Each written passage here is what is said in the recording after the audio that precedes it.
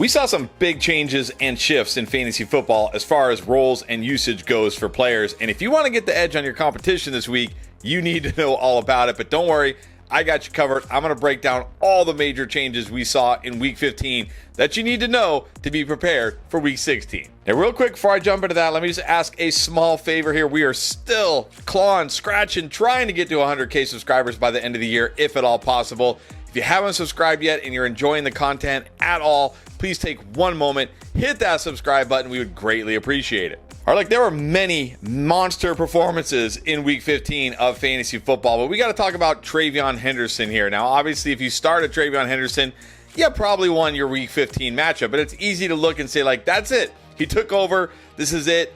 To the moon, league winner, all that stuff. But, you know, what's interesting here is, yes, he did take over as far as carries go. You can see here, obviously, 14 carries. Ramondre only 6. But again, what is interesting here is he still played less than half the snaps. And what's really surprising to me, he ran almost half as many routes as Ramondre Stevenson, which is really weird because that was kind of his thing as a prospect, was great pass catching back. Why is he not running more routes? But look, I still have to be encouraged here. He had those 2 long runs, obviously did great for you in fantasy. But you got to think that this explosiveness is going to allow him to continue to pull away from Ramondre Stevenson. Even if Ramondre continues to play more snaps like he did in Week 15, you got to think the carries and more of the touches are going to go Henderson's way. Got a great rest of the season schedule here. You got to feel fantastic if you got TreVeyon Henderson, looking like a guy who potentially is going to help you win your fantasy championship in the playoffs here. And then we got clarity on a couple of backfields that we weren't sure about heading into Week 15 for the Giants. Yeah, Tyrone Tracy showed that when he's healthy, he is still the guy here. 76% of the snaps, 15 carries to 5 for Singletary. Ran almost 4 times the routes, had 3 targets to 1. It was absolutely his backfield here. Now, I will say, last week, obviously, we liked both these guys. We said yes to Singletary way too many times, obviously. That was a smash spot against Commanders. Much tougher matchup this week, so you can't be as excited about Tracy as last week, you know, coming off that big game. But still, it shows that Tracy is the guy you want in this backfield. And Singletary at this point, you probably can just sit him and leave him on the bench. And then before the Panthers bye, we had seen a lot of Chuba Hubbard, and we had questions like, you know, who's it going to be? Who is it going to be in Week 15? Well, we got our answer. It was Rico Dowdle again. Played almost 60% of the snaps, had twice as many carries as Chuba Hubbard. They ran the same amount of routes, which is surprising because Chuba more of the pass catching back, and he had 2 targets to Chuba's 1 target. Looks like Rico is back to the 1A here. Now, I will say it's not like it was, you know, when Chuba first came back from the injury and he was getting 25, 30 carries. But still, knowing that Rico is the 1A should make you feel much better about starting Rico Dowdle going forward. Again, does not have the best matchup this week, but not a terrible matchup for Rico. So you should feel pretty good. Rico Dowdle here. And Chuba, again, now probably a guy like Singletary. I mean, probably has more value than Singletary, but probably a guy you just want to leave on your bench for right now. And it feels like every week there's a change in the Cardinals backfield. And yes, once again, a big change in the Cardinals backfield. But this could be a very impactful change because we saw Bam Knight, who was the lead back for many weeks here, left basically on the first play of the game, carted off with an ankle injury. Now you got to think he's probably not going to play in Week 16. And we saw in Week 15, Michael Carter, who somehow always seems to be a thing. Like every year, Michael Carter somehow is a thing. Looks like he's going to be a thing again. Played 80% of the snaps, had 14 carries. No other running back even had more than 2 carries here. Ran almost every route, had 4 targets. Yes, Demercado had 3 targets, but he only ran 5 routes. This was Michael Carter, clearly the lead back here for the Cardinals. And you got to think, in Week 16, if Bam Knight is out, he's going to be the lead back again. We know Trey Benson's not coming back. We know James Conner isn't coming back. It's him, Amari Demercado, and Corey Kiner. These are the only healthy running backs for the Cardinals right now. And even though it's not the best matchup for running backs, this is a guy who's going to be involved in the receiving game. And Jacoby Brissett is throwing it like 45 plus times a game. There is enough here for him to catch passes. It's hard to find a running back like this, like Michael Carter, who's probably still on your waiver wire, who's locked into 15 plus touches, could catch 3, 4, 5 passes. I think he's got to be a must add this week. And if Bam Knight is out, he's got to be a solid play. And then we were really hopeful for Chris Rodriguez in week 15, a smash matchup against the Giants, and then he didn't play with that groin injury. And we saw the return of Bill. That's right, Corey Krosky-Merritt. Now, he didn't necessarily dominate here, but he had a nice fantasy game if you started him. 55% of the snaps, had double the carries of Jeremy McNichols. Now the issue here, I mean, this is a pretty clear-cut situation here. Like, Corey Krosky-Merritt going to get most of the early down work, the lead back work. McNichols more of the passing down work, right? 11 routes to Bill only having 3. But you still want the lead back in this offense, although you might not want him this week because it is the Eagles. This is a much tougher matchup, although they are at home. And, of course, we don't know. Chris Rodriguez may play this week. But, look, if Chris Rodriguez does not play this week, and especially if he doesn't play in week 17 when they get the Cowboys, Bill is going to be a good start again. Like, maybe this is a guy like, yeah, all the hype he got in the preseason, then that faded away, and then he got his opportunity, and we got more hype in the middle of the season, and then that faded away.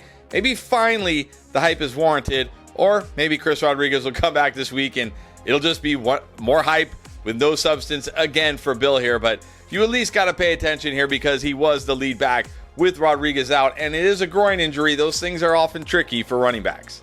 All right, let's take a look at some wide receiver rooms now that saw some major changes in week 15. And we got to start with the Buccaneers wide receiver room. I mean, Mike Evans came back, so much for being limited. I guess technically he only ran 65% of the routes, but come on, this guy came back and was just instantly the alpha wide receiver in this offense. Had a fantastic game. 38% first read percentage. Like, Baker is just snapping the ball and like, where is Mike Evans? Let me just find Mike Evans. But here's what I really want to talk about here with this receiving group here, because we saw another big change, or a couple more big changes. Number one, Jalen McMillan came back and he ran almost half the routes, but also Chris Godwin looks like he's back at full health. 92.5% of the routes, led the entire team here. And this has been a big hit to Emeka Egbuka, who only ran 55% of the routes. Now, on the plus side, Egbuka did have 7 targets on those 55% of the routes.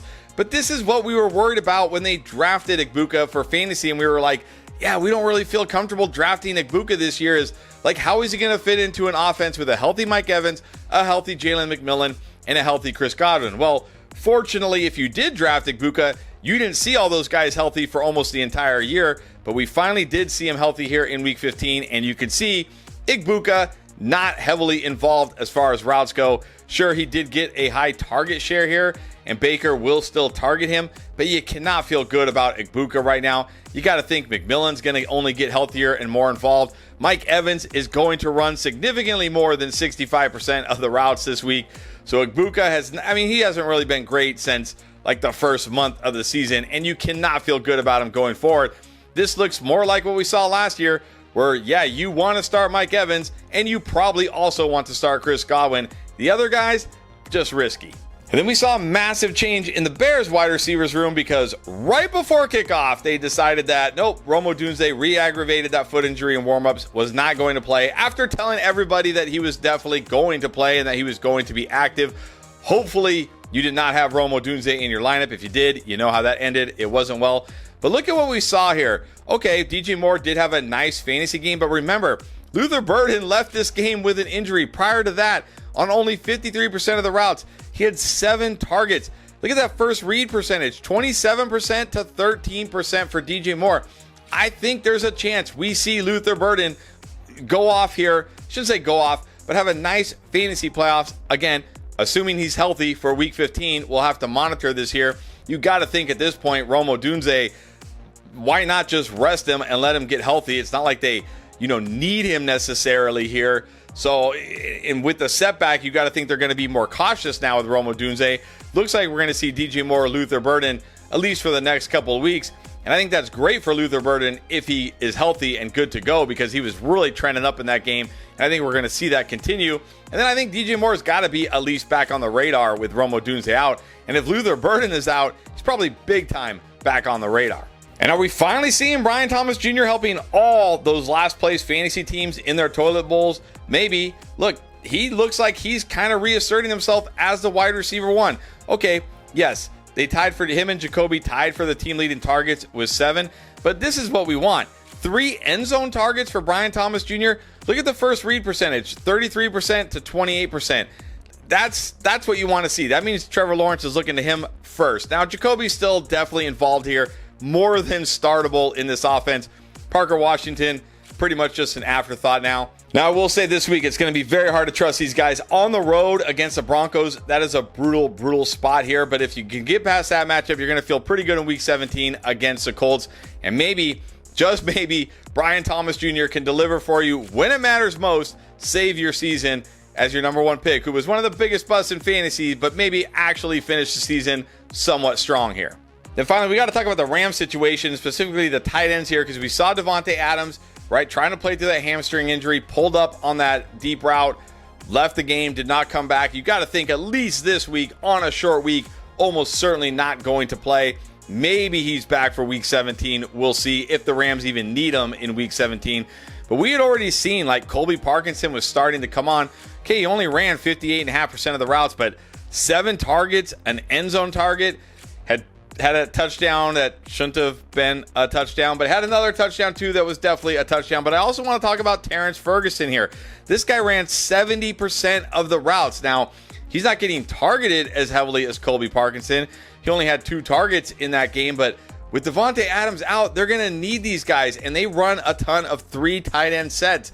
But you look at it here, Davis Allen, he's mostly out there just to block. Parkinson, Ferguson, these are the guys who are out there running the routes. Parkinson, obviously the one you need to prefer here. He's been so involved. He's got touchdown upside. But if you're really desperate and you're really looking for tight end help, take a chance on Terrence Ferguson, especially this week. They get the Seahawks, who are bottom 6 against tight ends. All right, there you go. That's all the changes you need to know as we head into Week 16. But remember, you got to know way more than that. Start, sit, everything you need. We got you covered. You'll find it all in our Week 16 playlist right here.